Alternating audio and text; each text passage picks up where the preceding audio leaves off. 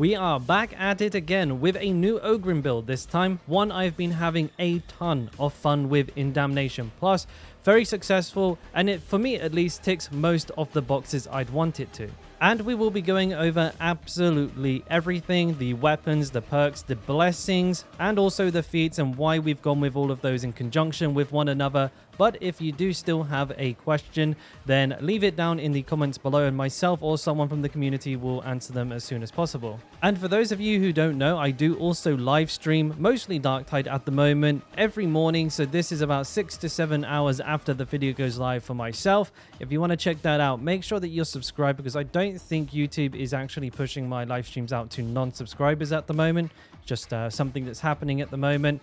And yeah, while you're there, why not give the video a like? Helps tremendously, and it helps get this video in front of more eyeballs, which I do really appreciate. And finally, if there is anything that you would like to see covered, also leave that down in the comments below, and any popular requests I'll do my best to get around to releasing to you guys, well, as soon as possible. So let's jump right into the build itself then. Okay, and we're going to be starting with the melee weapon, the latrine shovel. Actually, something that I slept on for way too long, so I apologize in the past if I was a little harsh on this weapon. It is really good. Modifiers as even as possible. I really don't think there is a throwaway stat here, but if I absolutely had to, I would probably aim for lower defenses, but high defenses feels really good. For perks, 25% maniac damage is practically a mainstay on every single weapon in the game, so no surprises to see that here. I actually kept melee weak spot damage on this weapon, which comes in real clutch, especially when you're trying to proc brutal momentum, because the shovel can't kill most of the horde enemies with a single light attack to the head, but this will help at least close that gap a little bit. And then we have thrust as well, and I consider thrust absolutely, you know, mandatory for this weapon. Brutal momentum, arguably you could go for something else, but I think it is the second best blessing. But let me just show you real quick why I've gone for the increased headshot damage, and I think you'll appreciate this. So this is in combination with our feats as well, so you'll kind of get a better understanding of how exactly we're doing all of this damage in just a second. But let me just show you what kind of damage I can do there to a crusher, two-shotting them. And this is Damnation, by the way. This is a Damnation crusher, absolutely no problem. Now that is very close to being 3 attacks. I think that 8% damage is actually taking us over that threshold, so that's one reason why I think it's good.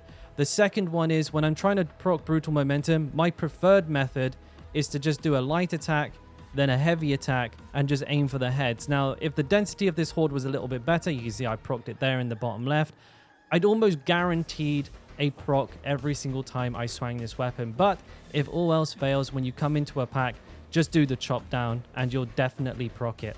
And yeah, it just helps. But if I had to go for an alternative to weak spot damage on this weapon, you could look at flak, carapace, unyielding. You could even go for crit chance. All of those would be pretty good too. Alrighty, and now we're moving on to the ranged weapon. And what I've gone for is the Gorgonum Mark IV Twin-Linked Heavy Stubborn. Now this is a slower firing, higher damage version of the twin-linked gun. And as far as modifiers go, if I had to throw a stat away, I'd probably try and aim to have stability go. Maybe ranged, not so much ammo, but again, you know, if you can get a very high base modifier, you usually don't have to sacrifice anywhere whatsoever.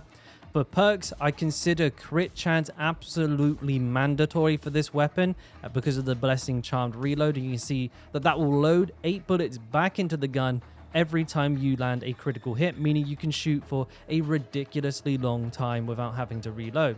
Now, I ended up with elite damage on mine, which worked pretty well, actually. I think that this is a very good option. However, flak would probably have been my go-to if I could have gotten it, because that will help me kill gunners, most of the specials, and elites as well. Then, as far as blessings go, yeah, obviously I've got Charmed Reload.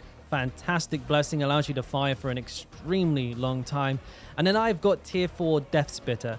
Now you could go for Blaze Away if you hit that instead, but I think, you know, because it's a tier 4, I've decided to stick with that, and it's very easy to proc. Moving on then, let's take a look at the curios. Now, I don't have perfect curios, so I'll just talk about them and not really, I don't really have an example here to show you, unfortunately. But what I would recommend going for is max health. You can see I've got it as the main thing on every single one of these, and I just find it's far more valuable than toughness.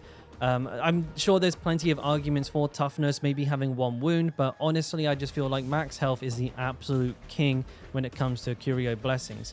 Now, for perks, again, there's a lot of personal preference in here. First of all, like damage against gunners, flamers, snipers. I find a lot of that is personal playstyle preference, and what I mean is that you're going to want to go for whatever you personally are having the most trouble with.